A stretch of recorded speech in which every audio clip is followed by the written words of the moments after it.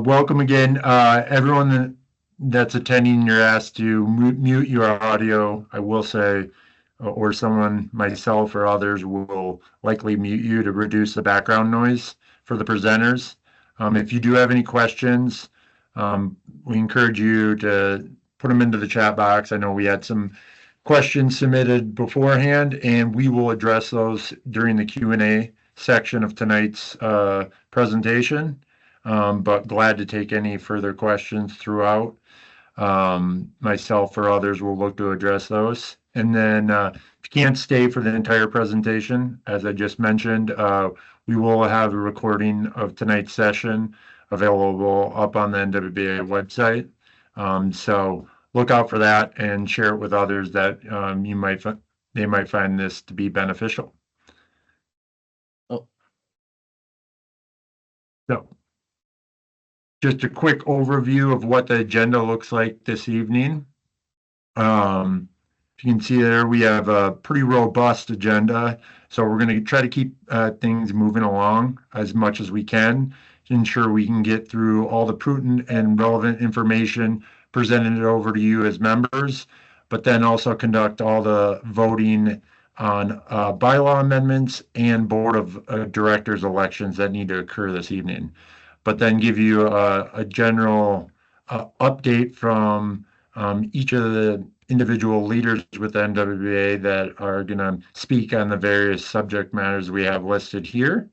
And so kind of just to keep things moving along, our first section, and to ensure that we can get all the voting conducted, I'm going to actually pass over the first speaking opportunity to Morgan Wood, who is a member of the Governance Committee.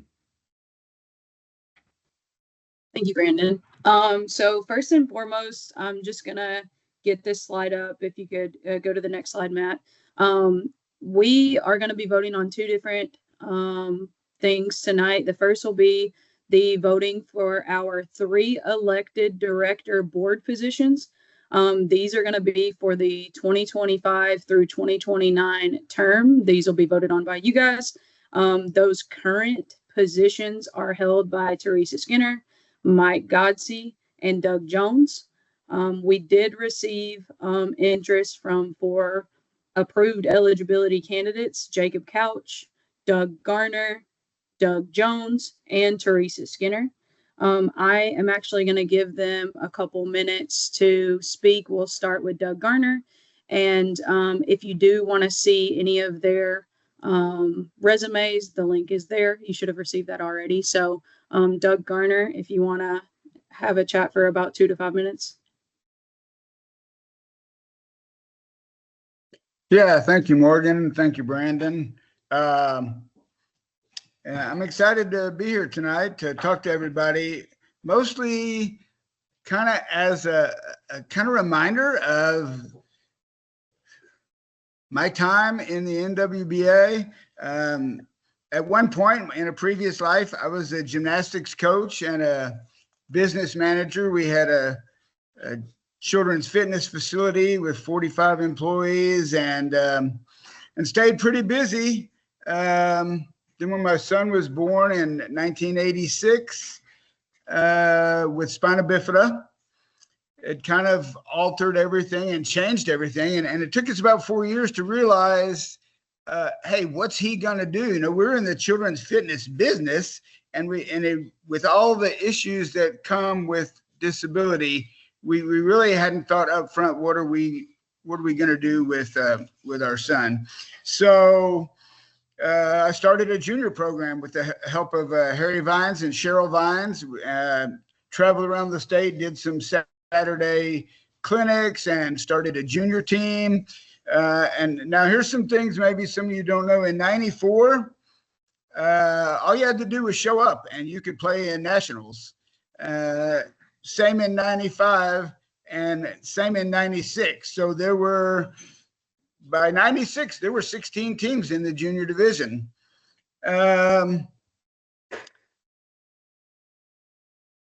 So at that point, there was a lot of growth and change. In '97, I was elected president of the junior division. And in 2000, I was asked to be the commissioner of the junior division. And during that time, I was with the junior division until 2014.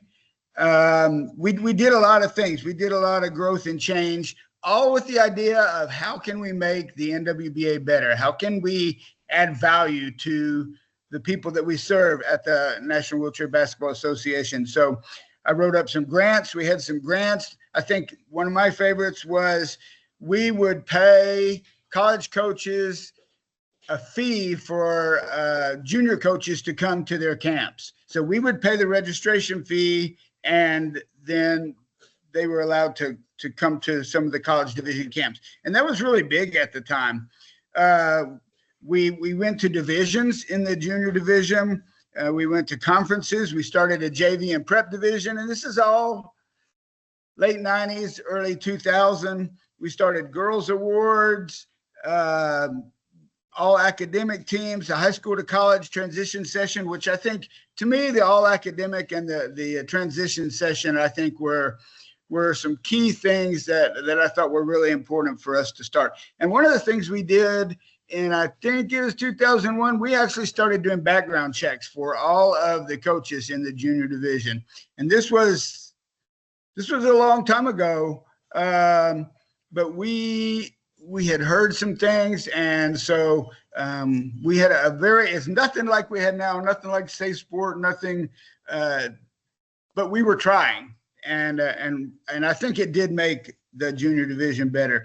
We started some recognitions, Bob Simon Award, Neil Radbill Award, the Ed Owens Coaching Award, just so that people could remember who've been important in the evolution of the junior division.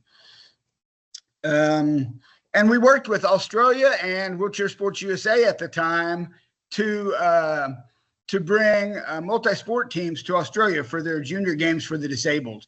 And so the first year we went, we didn't send a basketball team, but they were insistent that we enter a basketball team.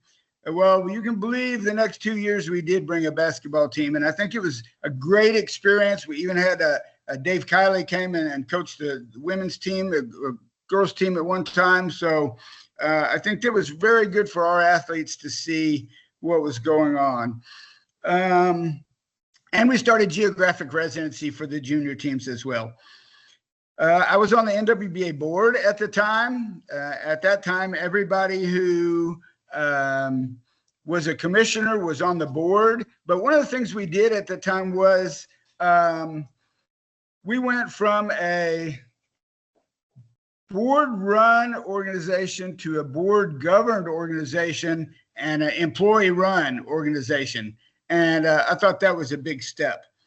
I did notice in 01, 02 that there were some issues in classification as we moved from the medical classification to functional classification. I saw Tip Thibodeau and I said, hey, Tip, tell me about classification. I was at an NWBA camp as a coach. So between sessions, he would tutor me. And so we went back and forth online on classification for about 3 years, and I became a IWBF international classifier. In 2014, I was assistant coach to Lou Shavers, and this is important, I thought, because we started looking at some statistics and correlational statistics on how can we predict who can be a better player. I was a member of USA Gymnastics, and they had a talent opportunity program, and they were doing some talent identification things. And so we took a lot of anthropomorphic measurements and other measurements. The number of dips correlate to speed and things like that. And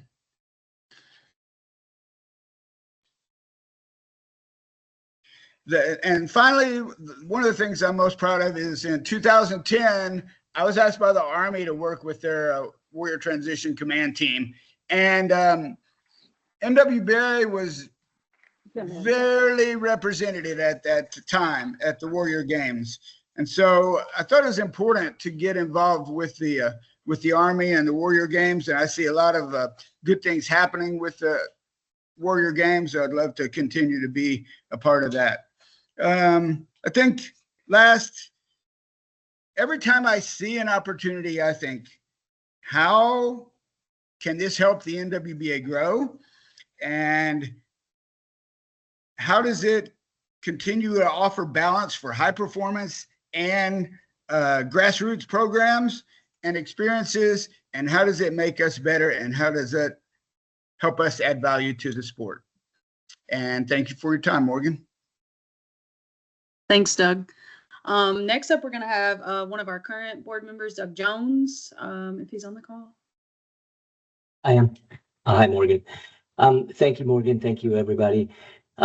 Like so many other people, the NWBA has been a huge positive impact in my life. I've been involved now for a little bit over 40 years. And again, like so many others, it's shaped a great deal of who I am.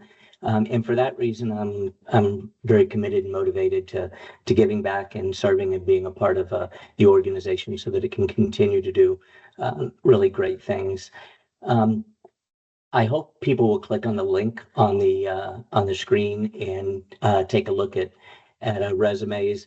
I'm going to resist going through very many details, but I do want to share that I was a player for a number of years. I played for the North Florida Renegades, Fresno Red Rollers, and then the Dallas Wheelchair Mavericks, and then finally a season with the Orlando Magic Wheels. After that, I had the opportunity to coach, and I coached the Dallas Mavericks Division I team from 2002 to 2008. Beyond that, I've tried to stay involved administratively through the organization, beginning back in the early 90s when I was the Florida Conference president. I've been a member of tournament selection committees, constitutional revision committees, was a site host for the women's NWBT in 2002. And then I served on the Division I Executive Committee, and then followed that up by being the divisional president for the intercollegiate division. And then these most recent 4 years, I've been on the NWBA board and have served as the secretary of that board. In that capacity, I also have had the opportunity to chair the governance committee and the ethics committee, both of those really important committees in order to help us keep the organization running smoothly and very professionally. I'm proud of what we have done as an NWBA. I'm excited about everything that lies ahead for us and the opportunities that are there. And if I'm selected, I'll be continue to be an energetic and productive and active member of the board. So thanks so much for your time. Thank you, Doug. Teresa Skinner.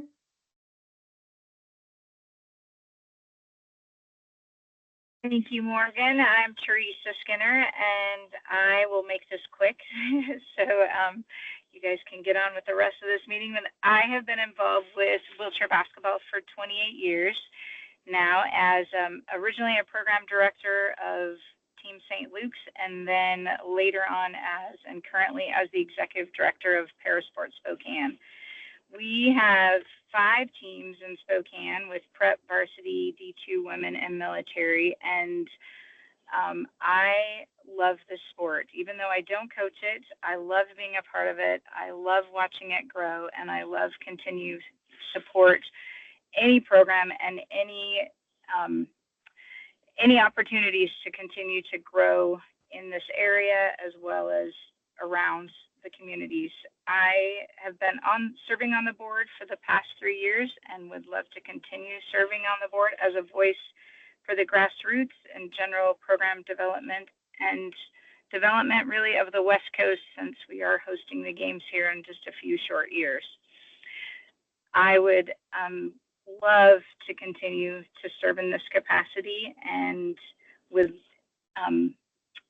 encourage anyone to join in and be a part of all of the things that we have going on here at the NWBA. So thank you very much for your time, and thank you, Morgan. Thanks, Teresa. And last but not least, we have Jacob Couch, and we have a video from him. So Matt, if you want to start that. How you doing today? Good. My name is. You want to tell me what? One of the nominations for the open board of directors positions. First, let me apologize for not speaking with you live. I'm currently hosting a previously scheduled fundraising event at a local Buffalo Wild Wings. I'm a tax accountant by trade, currently employed by First Horizon Bank, and a volunteer by nature. I've been in the tax arena for the better part of 20 years, dealing with everything from payroll taxes to local taxes to state and federal tax compliance. I have been an active special needs athletic volunteer since 2008 and an adaptive sports volunteer with Lakeshore Foundation since 2017. Since developing my volunteer relationship with Lakeshore Foundation, I've been able to assist with most all of their adaptive sports teams, along with most all of their home tournaments, special events. Because of my relationship with Lakeshore Foundation, I have also become a common face at the NWBA Nationals, working the score table, helping train volunteers on the score table, and I'm a current member of the Adult Division Executive Committee. The opportunity to join the NWBA Board of Directors would provide an additional opportunity to grow my allyship with the NWBA, which I have been trying to do over the last several years. I believe my background from an accounting and business perspective and from an adaptive sports volunteer perspective line up to make a good fit for the Board of Directors. Thank you and have a great evening. All right, that was our 4 candidates. Really can't go wrong. Great group of candidates coming up for our 3 elected director positions. Please, again, make sure you go to that link on the slide previously and check out their resumes. And then the next thing we're going to be voting on is a bylaw amendment. This is from section 5.8 of our bylaws. This is really changing a little bit of our wording to allow flexibility when our elected director positions become vacant. It's literally a 5-word change, giving us a little bit more flexibility and clarification of what we do when a vacancy happens on our board of directors. So there's the link for you guys and the rationale for that change on the link as well. Matt, if you want to. So here is the QR code for the ballot. And then we also have the Survey Monkey in the chat. Over the course of this meeting, please make sure to go through, check out the links, and get your votes in. We'll be doing that over the course of the meeting. If you have any questions, please feel free to throw those in the chat. But I will actually get this over to our president, Matt. All right, good evening, everyone. So great to be with all of you. First and foremost, a big thank you to our 4 candidates for the board. Really appreciate your past service to the NWBA and stepping up to continue to lead. For those of you that I haven't met, I've been involved with the NWBA for the last 17 years as a parent and volunteer and have served on the board of directors for the last 4. It's my job this evening to give you an update on the state of the NWBA, and in terms of doing so, I want to focus on 2 important topics: our people and our future. A big thank you to all the volunteers that make this organization happen. In total, it takes about 15,000 volunteers. Let me say that again, 15,000 volunteers across our organization, our teams, our programs, delivering 130 annual events to power what we do. Just within our board of directors and the many committees that are integral to our efforts, we have some 70 folks giving a tremendous amount of their time, blood, sweat, and tears and helping us advance our game. If you can't believe it, there are well over 1,000 years of combined NWBA experience in this group. Matt, if you want to go to the next slide.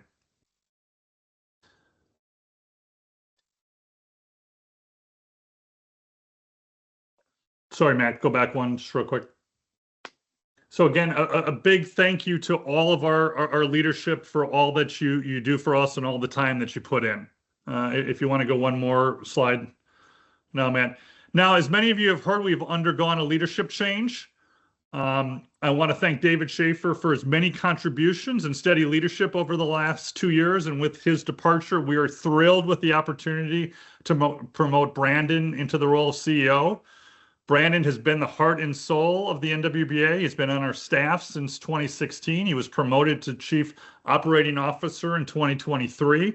And you'll hear more from Brandon and his thoughts on where we're going a little later in the meeting. But again, a big congratulations, Brandon, to your promotion. One more slide, Matt. This past year has given us many firsts and a lot to celebrate and a lot to be proud of. I'm not going to steal some of the presentation's thunder for some other folks, but you will hear more about each of these accomplishments and firsts a little later in the meeting. What I would like to focus on with my time tonight is our future. If you want to go one more, Matt. As we continue to push forward, we have 3 areas that we must develop and balance our efforts against. First, we have many opportunities to continue to better support our members, whether that be helping reduce cost and barriers to access and to playing and to travel and shares, helping to manage transitions for our athletes to high school and college or into the workforce, and more opportunities off the court to helping advance and develop them, or developing mentoring opportunities and skill development across our game. Second, we have a significant opportunity to grow our game, bringing all the on-the-court and off-the-court benefits that wheelchair basketball offers to so many of our communities, athletes, and new families across the country. And we're going to talk a little bit more about that in my comments. And finally, we have to continue to support and develop our high-performance teams. On the heels of a great showing in Paris, we now have 1,184 days until LA hosts the 2028 Paralympic Games. Now, who's counting? But it's a generational opportunity for us to leverage this moment to truly grow our sport. Now, let's talk a little bit more about growth. Our biggest hurdle, if you want to go one more slide, Matt, has been our inability to drive fundraising at the national levels to support our game's development. As you can see from this chart, our local teams continue to be quite successful at driving local support, and we have opportunities to help them do even more so in the future. That being said, we need to find new incremental funding above and beyond the support to aid team expansion, athlete programming, and our high-performance teams. We are going to be much more aggressive in this area moving forward. If you want to go one more slide, Matt, especially on how we want to tell our story, and making a much more impactful case for support and partnerships to a much wider audience. And so you'll see a lot more about this in the weeks and months to come in terms of kind of our plans to be much more aggressive and professional in terms of how we're going to drive this. So I think we're excited about the opportunity there. But let me show you a little bit about what this growth and impact could look like. You want to go one more slide, Matt? If you think right now, we have about 2,500 wheelchair basketball players across the country. But to put that into perspective, each year in the U.S. alone, there are 10,000 kids born with CP in the U.S., 1,300 with spina bifida, 10,000 new spinal cord injuries, and 150,000 lower limb amputations, as well as we currently have almost 6 million veterans living with a disability here in the country. So we have a huge opportunity to continue to better serve a much larger population. When we look at the able-bodied side of the roster, basketball is the #1 participation sport for kids. And again, a huge opportunity for us to grow and develop our game. One more slide, Matt. When we look at kind of what that gap looks like, here in the US, 28% of the population has any disability. 16% of our population has a physical disability, and just under 7% has a lower body disability. When we get to kind of playing age folks, adults 18 to 50 have a 4% of them have a lower body disability, and kids is about 0.6%, so just a little over 0.5%. So if we take the 50 million kids currently in the US, if we assume 0.5% of those have a lower body disability, that's 300,000 kids. We currently have 826 kids participating with us. So I think that just goes to show we've got a lot of opportunity to serve a lot more folks and bring them into our game. You want to go one more slide? To look at what we think is reasonable right now, if you look at our kind of current participation rate, we have one wheelchair basketball athlete for every 9,313 folks in the US with a lower body disability. If we look at what is our best state on a per capita participation perspective, that's the state of Washington. One athlete for every 3,700. If we were to match the state of Washington and all the good work that Teresa and many folks in that state have done, we would essentially drive a 250% growth to what we're doing right now.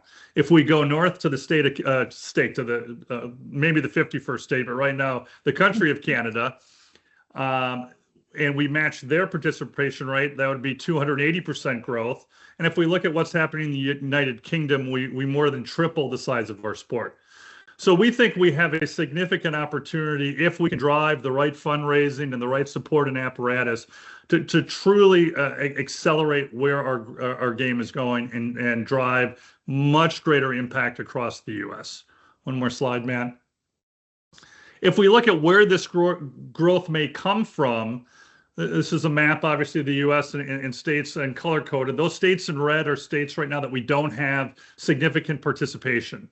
And those are going to be a little tougher to crack just because they don't have the population density that is required to really drive a lot of wheelchair basketball. If you look at the states in green, those are the states that have significantly above average participation. So I mentioned our #1 participation state on a per capita basis is in the Northwest there, the state of Washington. The states color-coded in gray are kind of average, if you will.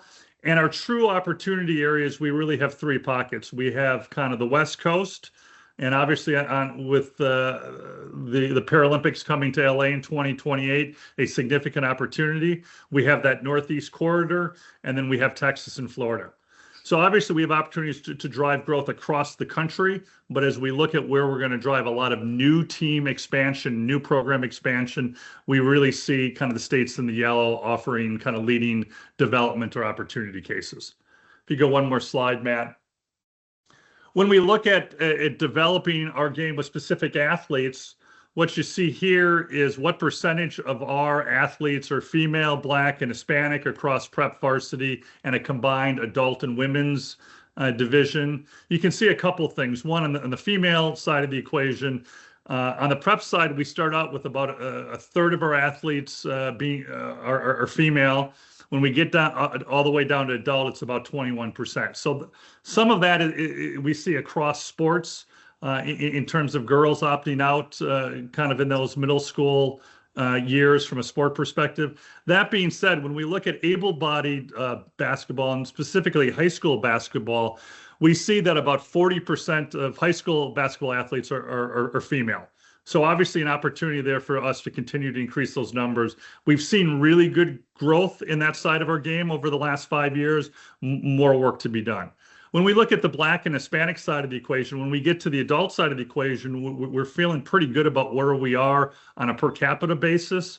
That being said, we've got more opportunity on the prep level to bring those populations in earlier and overcome some of those significant hurdles to those populations to participating with us. So overall, one more slide, Matt. Just an exciting growth opportunity. We can't get there without doing things very differently than what we've done. We're going to have to drive a lot more revenue to support this growth. We're going to have to do that in concert with continuing to develop and build out how we support our current membership as well as our high performance teams and balance that through. But again, let me leave you with thank you again. Thank you all for a fantastic year this past year and for all your efforts from a volunteer perspective. But a lot more to come, and the future looks bright for the NWBA. Let me turn it over to our operations manager, Eric Rosinger.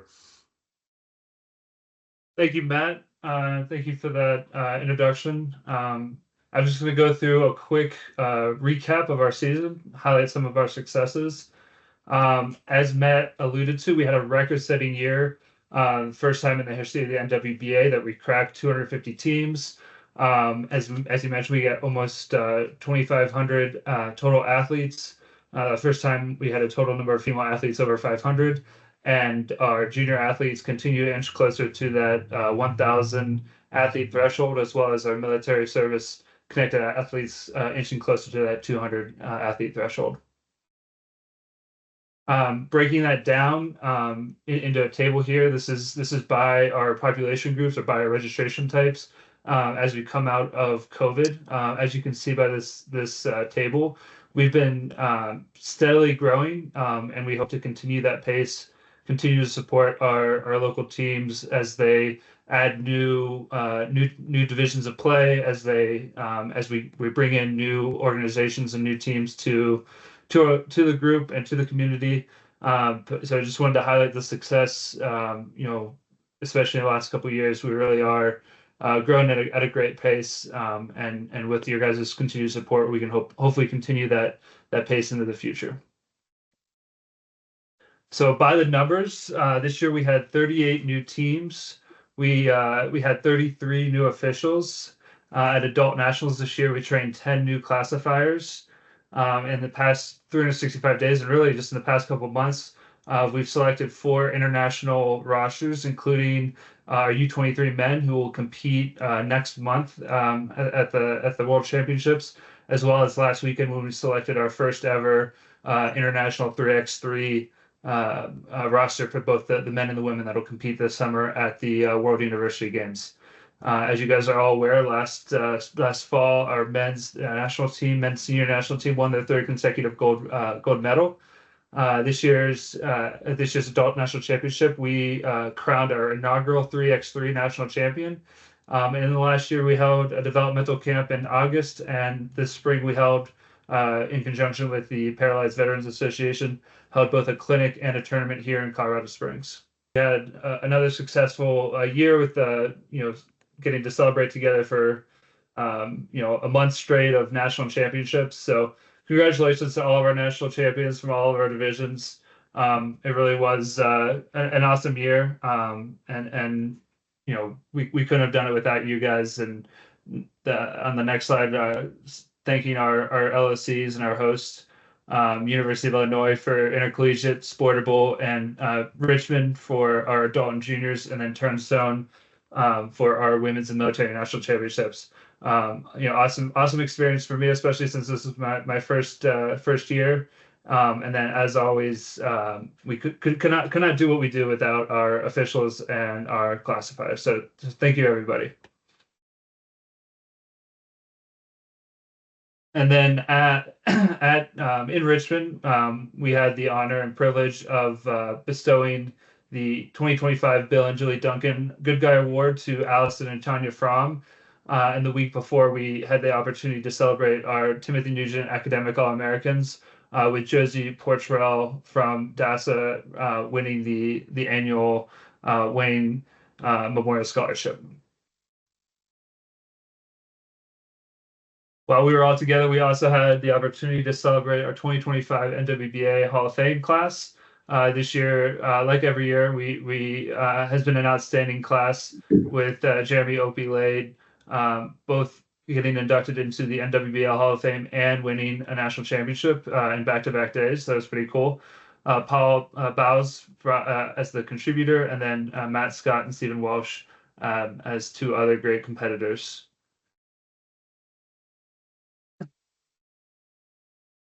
And then I think, just one more silence. I'm going to just ask that in a second here that we take a moment of silence for all those that we lost. Thoughts and prayers to all those NWBA members that have come and gone in this last season. I just do want to highlight one of our earliest Hall of Fame class members, Julius Giacopo, a 2-time NWBA champion, did pass away just a couple of months ago. But yeah, we'll take a moment of silence here.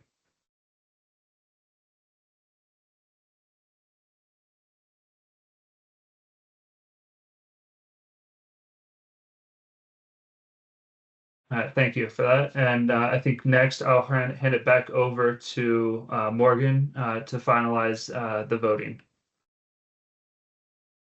Thanks, Eric.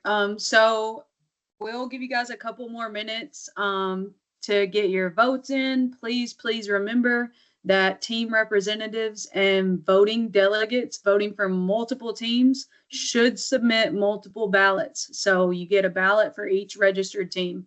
We'll give it 1 or 2 minutes here, and then I'll get us back over to Mike.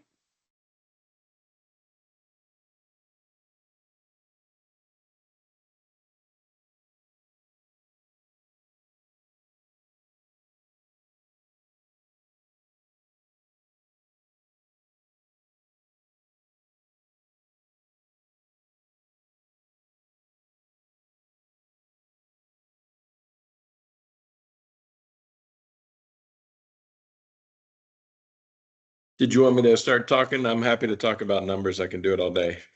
All right, Mike, you do it. Voting is Perfect. closed. All right. So my name is Mike Godsey. I'm with the Charlotte program, and I've been the treasurer since 2019. All right, next slide. So I love talking about numbers. It's a little bit more challenging this year because we didn't make money. You can look at the screen above us. The things I want you to highlight on is the growth in revenue. If you go back to 2020, when we were in the midst of COVID, a lot of our decline there were not just team registrations. It's more to do with the USOPC funding. Our revenue has grown pretty consistently over the last 5 years. This past year, our expenses grew a lot as well. The good news is some of those expenses are not returning. I'm going to go in a little bit more detail. Other things to consider also is in 2020 and 21, there were PPP loan, basically contributions from the government that helped our loss in 2020 and our small profit in 2021. If we could hop to the next screen. So part of the question is like, how the heck did we spend so much money? Where did those expenses come from? I have those thoughts as well. So we incurred some expenses in 2022 that have a downward impact on our cash flow. These include a paid fundraiser, which really didn't pan out. It didn't create expected growth, and we experienced increased travel costs, which are not repeating expenses in 2025. We're going a different direction in both of those scenarios. The loss of the strategic partnership of Toyota in 2024. So we had no funding from Toyota in 2024. The year prior, we had $30,000 in funding. The 3 years prior to that, we had $60,000 a year in funding. So losing the Toyota sponsorship was impactful in our bottom line for sure. And ABC Medical is one that's decided to go in a different direction in 2025. I think more to do with their business plan than anything necessarily that they didn't agree with the NWBA. But it certainly opens the door for durable medical supply, urological supply providers that would have been competitors of ABC Medical. We are optimistic. I'm an optimistic person by nature, but we're certainly optimistic with our executive team on generating unrestricted funding outside of the support that we get from our members, team members, team programs, core supporters. So this isn't a plea like, hey, we need to increase your dues by a whole bunch because we lost money. I am a part of a Charlotte-based program that sends a lot of money to the NWBA, and where we need to have new unrestricted funding is in areas outside of our membership and outside of our core existing membership supporters, like our equipment suppliers is an example. We're all doing a great job at what we're providing. We need to expand the reach, and that's on leadership. And Matt had already alluded to that, and I'm excited about the future. We do plan on delaying adding to our front office staff until early 2026. We'll probably start that process in the fall. As far as looking for the right person, the first thing we need to decide is the area of that right person, and then match up a good skill set with the funds that we have available. This will provide some cost savings for us to offset the loss of some of the strategic partnerships that we had. Certainly, once new partnerships come along, it's going to provide us an opportunity to do things that we want to help our membership. And on a bright note, we didn't have to utilize our line of credit for the second year in a row, and we still have the flexibility to borrow up to $150,000 during 2025. It's kind of a rolling line of credit. Next slide. As mentioned last year, if you were on this meeting last year, there was part of, and it has to do with the nonprofit thing, and I don't agree with it. And I'm probably not supposed to say I don't agree with it, but it's the accounting world that said things have to be presented in a certain way. And we were blessed with a wonderful grant from the Craig H. Nielsen Foundation. And that came in $200,000 grants in 2022 and 2023. That's when they were funded. How it was displayed in 2023, and again, all this was blessed by the CPAs, it showed $100,000 in revenue and $56,000 in expenses. To me, that's not the way that you do grants. You show the expense, you show the revenue, they match up in the same year.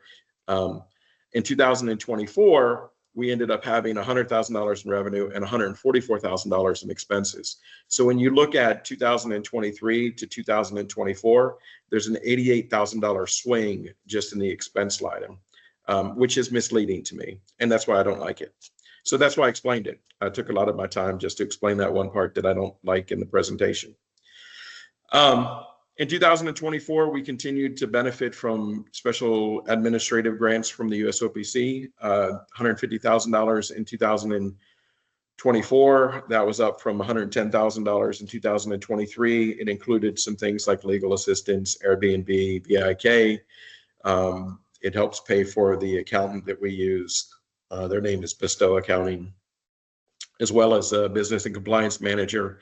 That's Tina, a huge favorite of probably should be everybody in the organization, and a little bit with our communications team.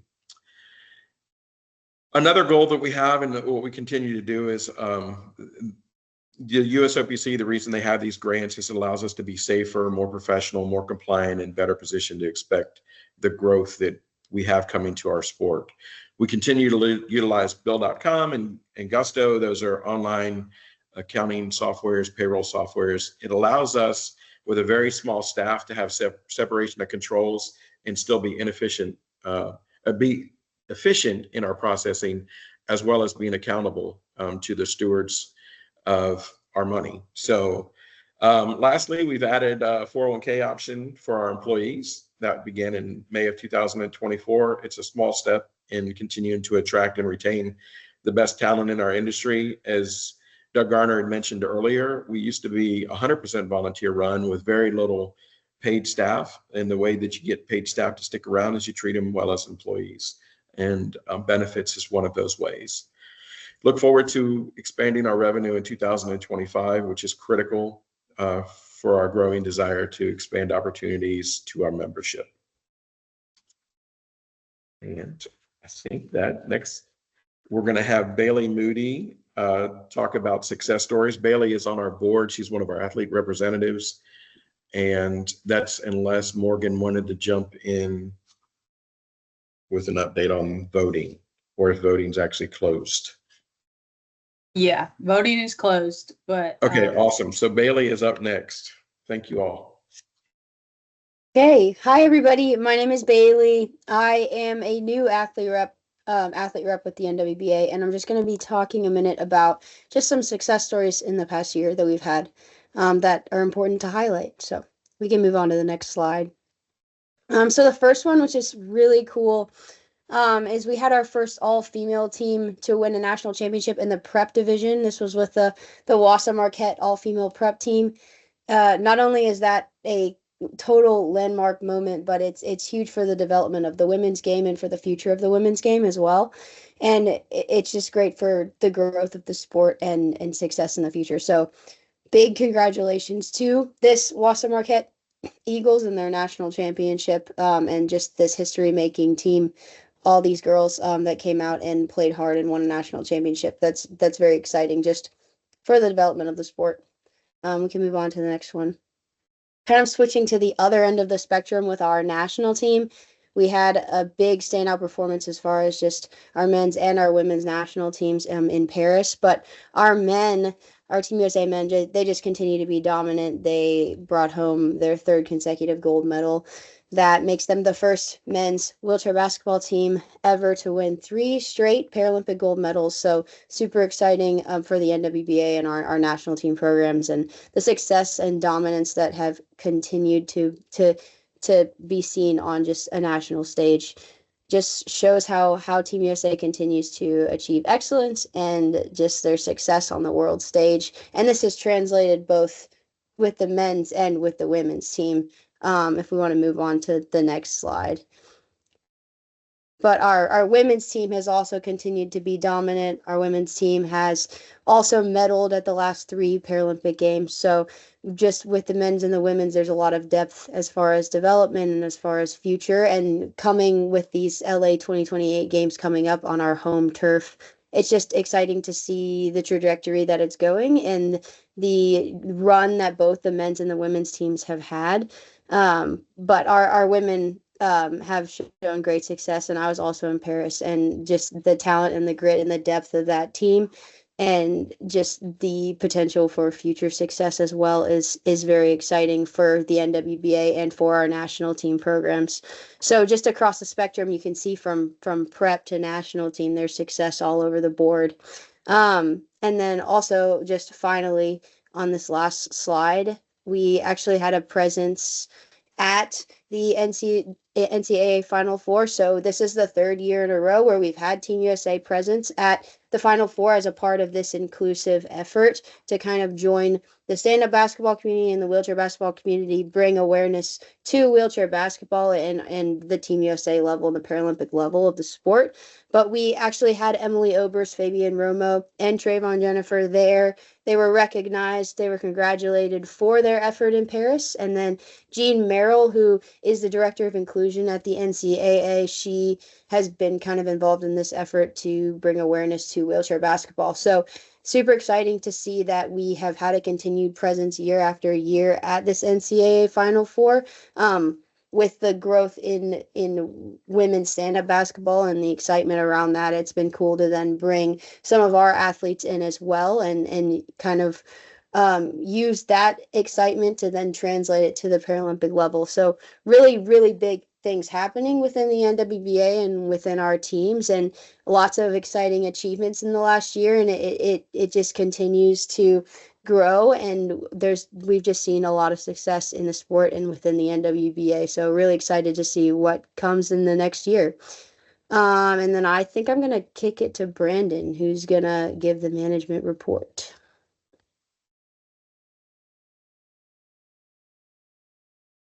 Awesome. Thanks, Bailey. And super awesome success stories there. Like, I mean, all just historic and amazing stories. Like, if that doesn't get you excited, I don't know what will with our organization. So hard to follow that, but hopefully I can here.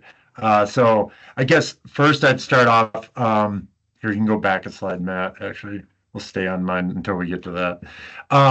Just we'll first start off by saying a smart person reminded me of a good quote by Winston Churchill that never let a good crisis go to waste. Now, we're not in a crisis mode.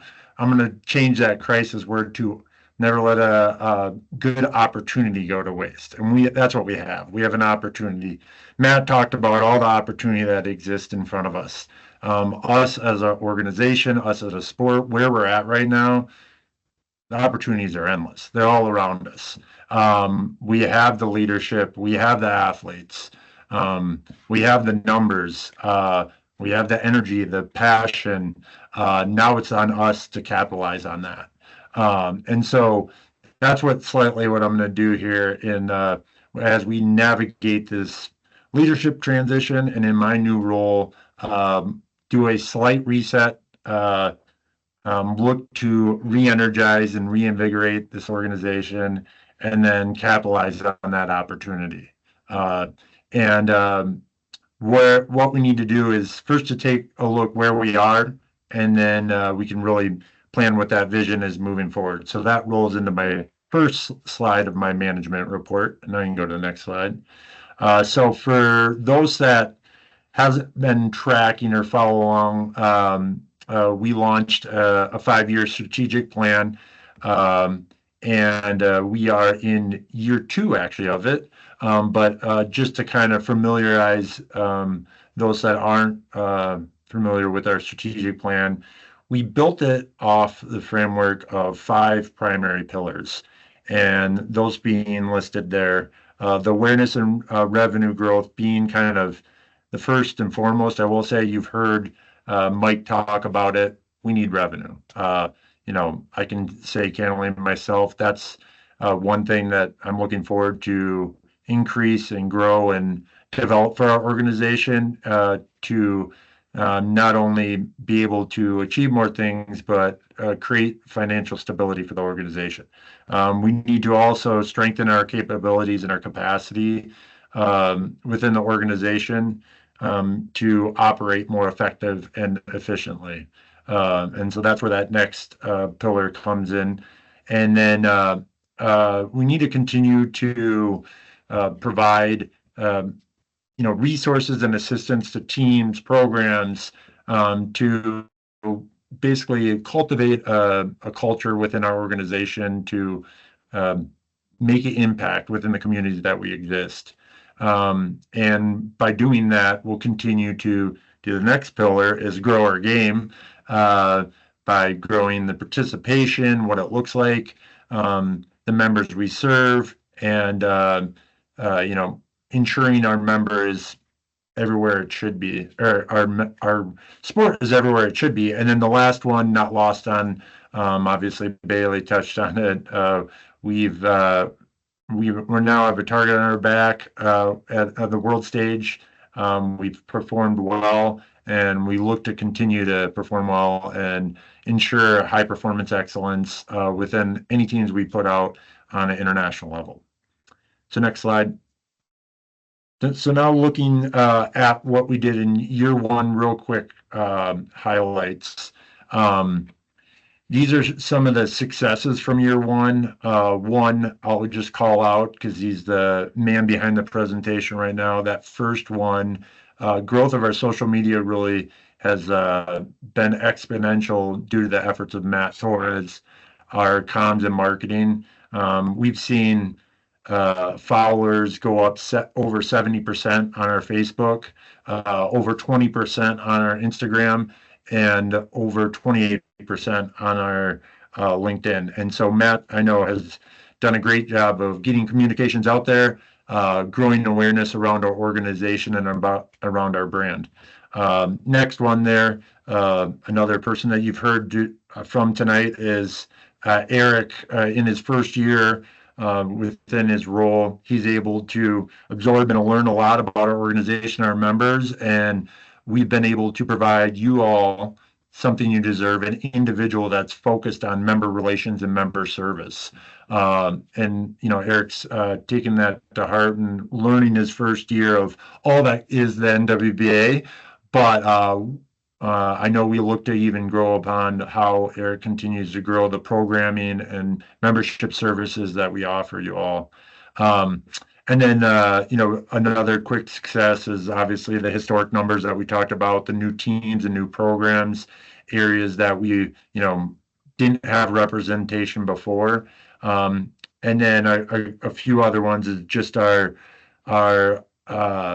opportunities we created within the international one, hosting an international event and getting over 30 new athletes their classification card, and then ensuring that we're advancing the pipeline of officials and classifiers within the IWF realm. We sent a few over to a certification course in Thailand in this last November, and then we also have continued to have them receive invites to represent us at international events. So next slide.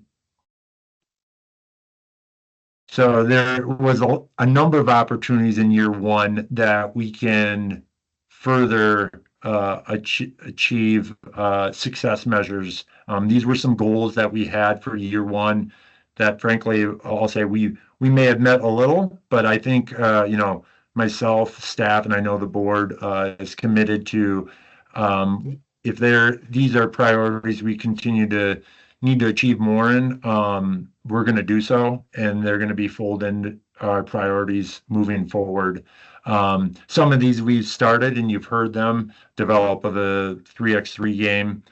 We've, have representation at the World University Games this summer. Eric talked about us showcasing it for the first time at our national championships. Updating our staff, contractor, volunteer onboarding procedures. This one I would give a shout out to Tina on our team. She's been basically helping us along the way since she's been involved, making us a more professional organization, and this comes with that. Ensuring people are set up for their roles and what their expectations of onboarding with us looks like. And so They might not be the goals that you guys see as coaches and athletes of, how many points are up on the scoreboard, but making us a more professional organization makes us more attractive to donors, sponsors, other grants, other organizations, and it also helps us effectively operate to ensure that we're not getting bogged down in that, and we can spend more time on the true priorities. So that's why it's important for us to continue to focus on these achievements and really bring them to full fruition and, be able to put a check mark next to them. A few other ones that I think we've achieved a little bit, but we'll look to continue to do more is, year-round merchandise sales. We've had the fortunate opportunity to partner with the NWBA member. Trey Bates is running NWBAmerch.com for us. I know myself, Matt Torres, and others are talking with him how we expand the offerings on there. There's great products. So if you haven't got some NWBA swag, I suggest you to go on there. But we could be doing more, helping you all maybe outfit your team apparel packages or other things.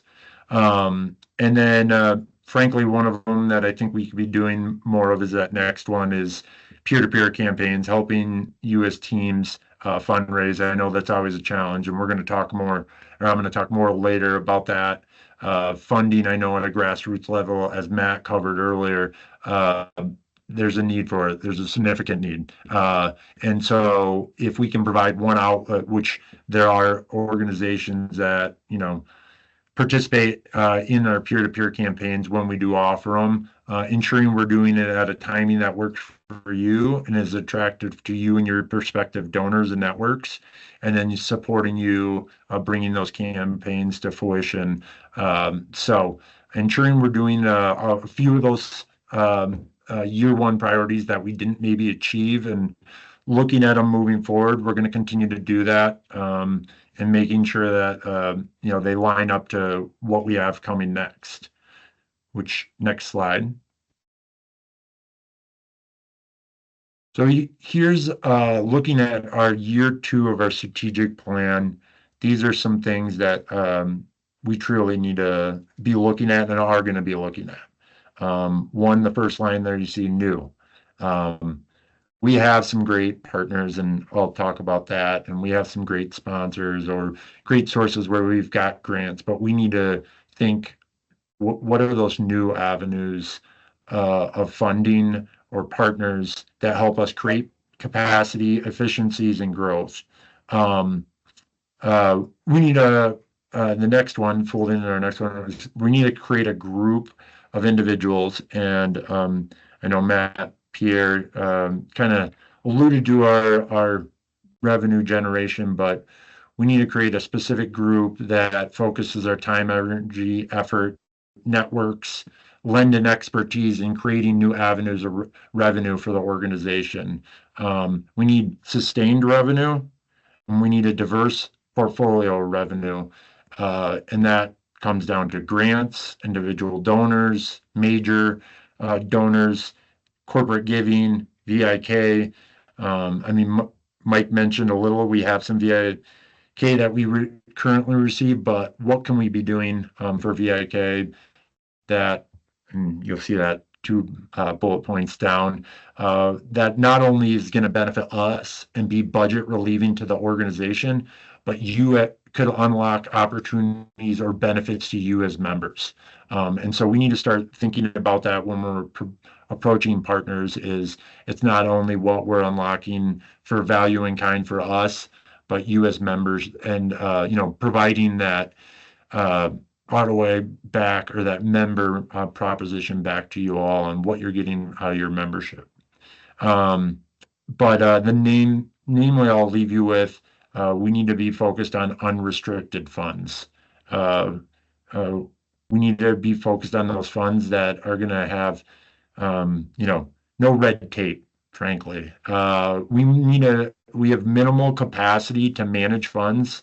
And so we really need to secure those avenues that will allow us to make use of it how we feel fit in our priorities, and areas that we feel that are enhancements to you all as members, or we feel are mission critical, or achieving our strategic plan goals. So next one, they're talking about strategic partnerships. Those are a foundational. Oh, not next slide, just next bullet point. Next one, talking about strategic partnerships for us. Those are going to be super fundamental to us expanding what our current programming looks like and what we're doing with those partners. We can share a collective goal or objective with them, and I think we can both benefit from expanding what we're doing with some of those current partners, or when we're seeking out new strategic partners or partnerships, helping each other achieve an end goal that's shared by both organizations. One that I think that is super critical, and I'll talk about this later, is when we're talking about improve and expand the education resources to members. Knowledge is power. We need to help you as members to provide you with more information. We need to provide you to be a better member for yourself, to support your team, to help you by engaging with you and utilizing the educational opportunities we create. But then also we need to work on the types of information we are providing and the mechanism we're using to provide those educational opportunities, i.e., is it, in a virtual setting, is it come with a certification process, or is it in person? And so we need to continue to think about what we're providing you as members to help you be the most knowledgeable member as possible for whatever role you serve within our organization. I think we continually talk about growth. Matt talked about it. There's a lot of avenues for growth within our organization. I think we can further expand existing programs to offer new levels of play. So we have a lot of teams out there that are just offering adult team. How can we help them offer a women's team or a juniors team? We need to continue to work with other organizations on expansion of what our military division looks like, or our presence of military across the organization. As you saw, there's a lot of opportunity of expansion in that space. There's also just participation of females within our organization. We've seen historic numbers, but how are we getting them out on the court more often for more play? Is there new ways we can be thinking about that? Just thinking about different goals there. I know there's not a specific action item there, but I think these are things that we're thinking about in that space. And then other avenues of growth is we've talked about in many circles is what our expansion looks like out west. Matt highlighted California as an area of keen interest due to the LA 28 games. And we really look at Southern California over the next few years being an area of opportunity to have more teams, more programs within, such a large community that is Los Angeles. We should have more representation there of teams. And then just generally there across that map, you saw there was other states that were identified as opportunity. We need to ensure we have representation in all metro areas. We did a recent look at the top 50 metro areas, and we have some real need in markets like Boston to have a juniors team, or Buffalo, New York, where these are top metro areas. The population exists there, where when Matt was talking about the 300,000 potential athletes that exist out there, they're going to be more available within those metro areas. And then we're creating less pockets in between programs that exist within our organization. So really focusing in how we can cultivate new programs from existing and expanding their current programming. Next one we talk about is high performance capacity expansion. I will say we continue to look at how we train and prepare our teams at a national level. And that includes our junior national teams. Eric mentioned we have our under 23 men's team competing this year, and our every 4 years we have our under 25 women's team competing as well. However, we need to look to how are we developing those teams on a more regular basis than every 4 years. And that'll only feed into the pipeline and the development and the level of play and quality of athletes and coaches that we have within the pipeline to our senior national teams, which folds into our high performance plan and some of the goals and initiatives we've outlined there. And then just talking about one, I think, area that we continue to keep top of mind is improving the overall product programming experience for you as members. If it's just the user experience of what registration looks like, which I'm sure some people are having a little PTSD on what Sports Engine has to offer. But I can tell you every moment when we're going through looking at things like that, we're trying to be mindful of what that experience looks like for you. If we can tech-wise, capacity, funding-wise, enhance what that experience is. I know that there's challenges with that at times in some of those avenues that limit us from doing that. But at the same time, we're going to continue to look at what that looks like. And I think in year 2 here, it's like a real opportunity for us to find areas that we can enhance our programs and what we're doing. And then the last one, looking at there, can't say it enough. We need to improve the financial health of our organization. We need to have a strong contingency of funds to make sure we have a rainy day fund should any unexpected expenses or significant cost increases, tariffs out of the left field. And that's a goal back up to that revenue generation committee is we need to have a group that's very active and aggressive in securing new sources of revenue and that diverse portfolio of unrestricted funds for us. And that will unlock a lot for us. And so a lot of things that, when we're looking at year 2 within the strategic plan, but like our opportunities now, every day becomes closer to LA 28, which is the end of this roadmap of this strategic plan. If we're looking to achieve all the things that we wanted to set out to achieve in that strategic plan, this year 2 really needs to be even more aggressive than what we achieved in year 1. And so hopefully, we can re-energize through this. And I know we get the right people in place, and we can look to, grow upon the momentum that we currently have.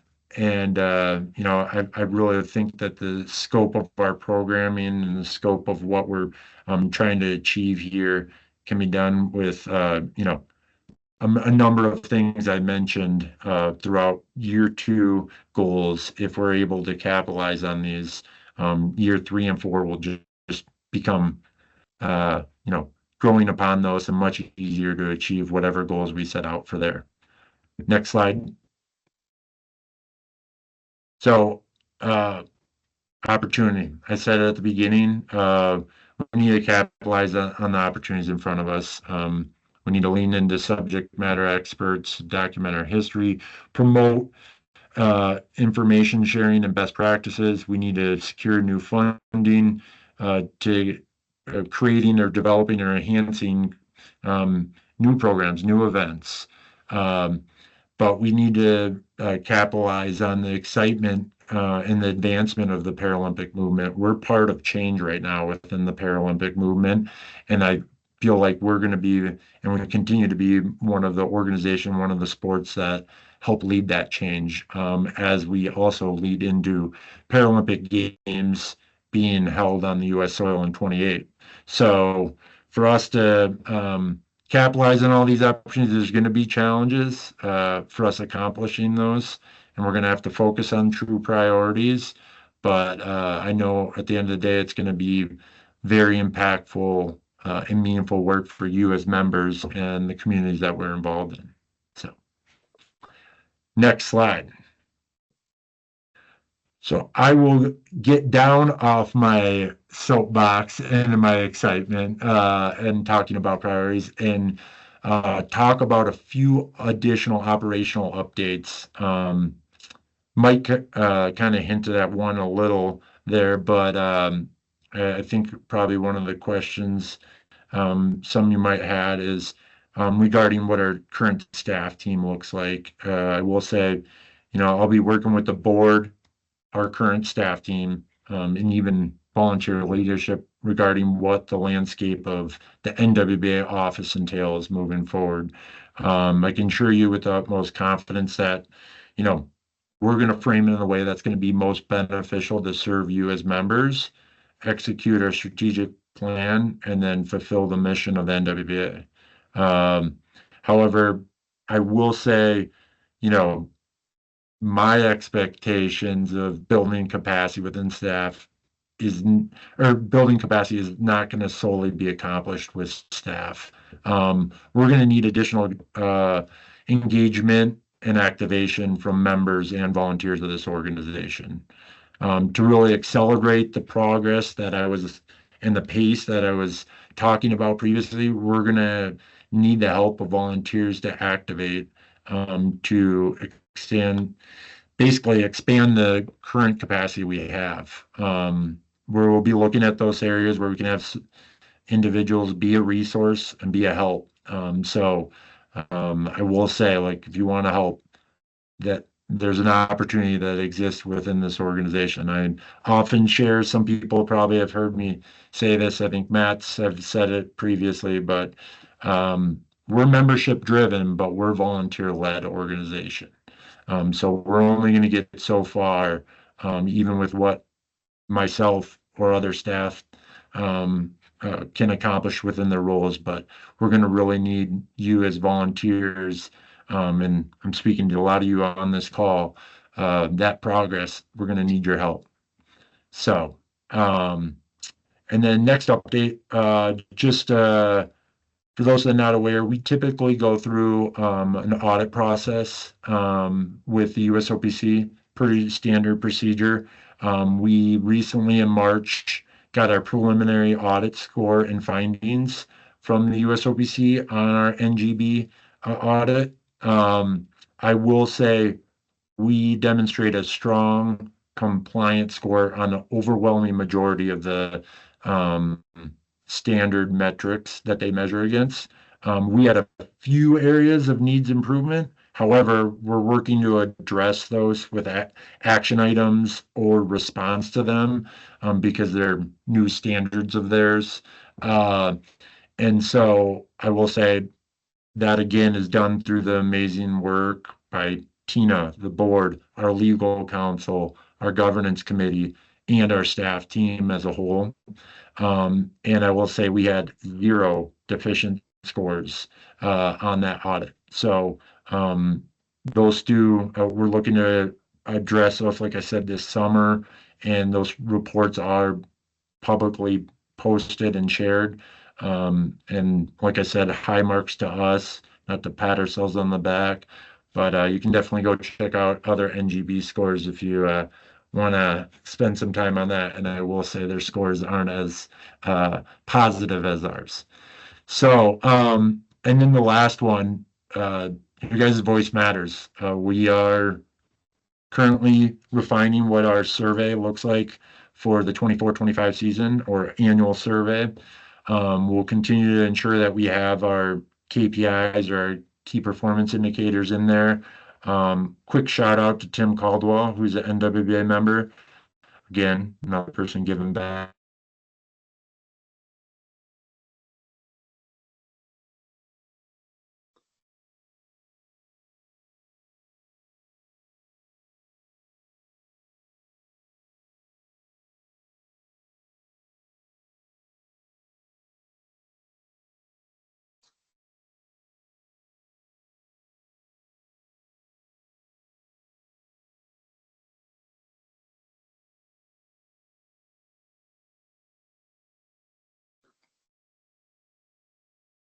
Brandon, I'm not sure that if you can hear us, but you're frozen on our screen.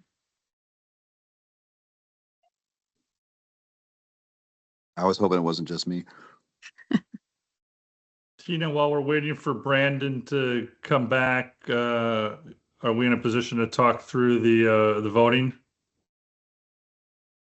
Yeah, I think the next slides are the question and answers. So we can maybe shift into that that next. Perfect.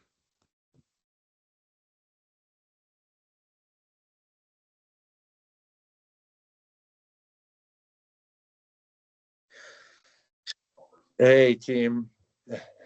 Sorry about that. Nothing like a first. I guess the office internet wanted to go down. So much apologies there. But just was talking about wanted to give Tim Caldwell a shout out and talking about our annual survey will be coming out soon here. So just make sure to check your inboxes and be on the lookout for that. We really need to hear that feedback from you all so we can consider into mapping out what our next priorities are and where we need to be focusing our attention from your standpoint as valued members of the organization. And then the last one here, just to kind of give you guys an update as we look at what our national championship series is. We've been working over the last year soliciting bids for these events, understanding these events. When we're looking for a partner for these events, you all as membership account for 40% of the revenue that supports these events. That would be in entry fees for your team, ticket sales, hotel rebates. So there is a challenge of finding a suitable partner that can, craft them a way that will be a positive experience for you all, and in a way that organization is willing to take on all the responsibility that comes with hosting those events, especially the financial aspect, as I just mentioned, only 40% of the revenue being accounted for. So with that, unfortunately, I must share today that we do not have a date or location to share for 26 national championships. We are tracking well, however, to have an update on these events within the next month being singular, not months. We're asking for your patience as we work through the final stages of some things. And then I'll also commit today that we are looking to have a fast follow on what these events look like for 27 and beyond. And we want to be much more aggressive in sharing advance notice on those dates and locations with you all as members so you can properly program, properly budget, and manage your organizations. So really ask for your patience, but understanding. And I promise you that's something that we're looking to have a fast follow in addition to 26, what 27 and beyond looks like. So those were my additional updates from the operational side of things. Next slide. I just want to lastly just say thank you. Genuinely appreciate all of you guys participating in the annual assembly for whatever reason you're on here. If you're a classifier, team rep, board member, whatever it might be, your participation here, you are helping improve our organization. You're helping, your efforts are helping create an opportunity within your community or within your segment of our organization to improve a positive impact in our sport, in our organization. So I just want to say thank you. Generally appreciate all you do and will continue to do for our organization. So with that, I will go to the next slide and open it up to questions and answers. And I apologize, I am on my phone, so if someone could help me with the chat, if there are any.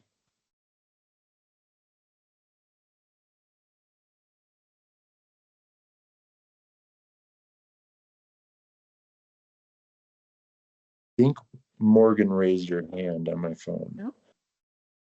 Hey, Brandon, sorry, before anybody else ask any questions, I do want to piggyback off of Brandon really quickly and just mention that there are a multitude of ways that you can give back to the organization. And one that I do want to bring up is our athletes giving back to the organization while they're active athletes. We have multiple athlete representative positions open on our divisional committees.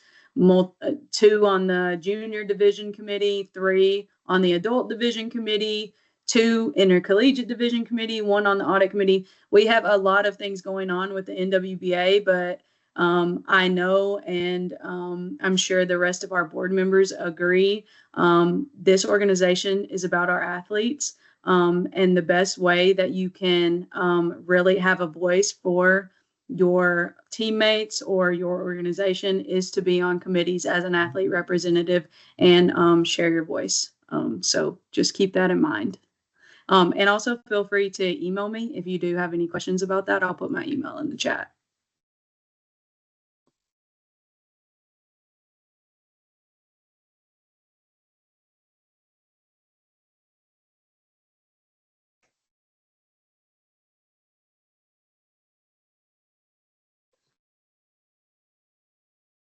I don't see any questions unless Tina, you're seeing any in the chat. No questions in the chat. All right.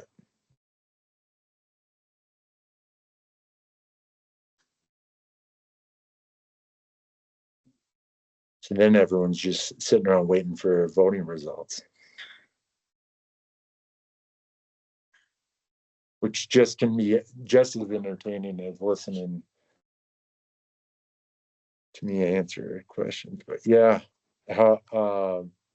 if we don't have any other ones, Tina, and how are we tracking on the results and reporting them out? Yep, Morgan's good to go. I knew y'all wanted to hear me, honestly.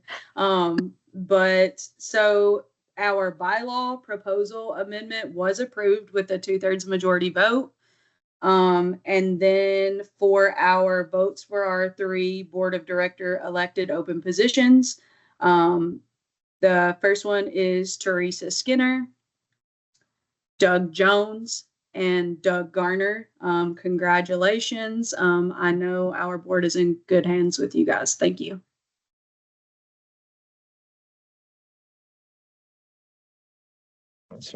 Awesome. Well, appreciate the update there, and congratulations to all the new members of the board. I'm sure all of you as membership are excited to have new representation and additional voice on the board, and looking, like we said, take this energy and all the things we discussed tonight onward and upward into the next season and what we can be achieving and the opportunity that exists for our organization. So with that, I will say appreciate it, all that you do in your role in the organization, and we will see you next season. I think that was the cue for the next slide, but thank you much, everyone. You have a great Thanks, evening. everyone. Good night, all.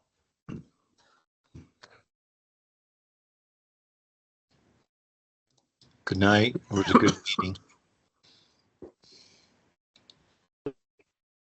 Thank you guys so much.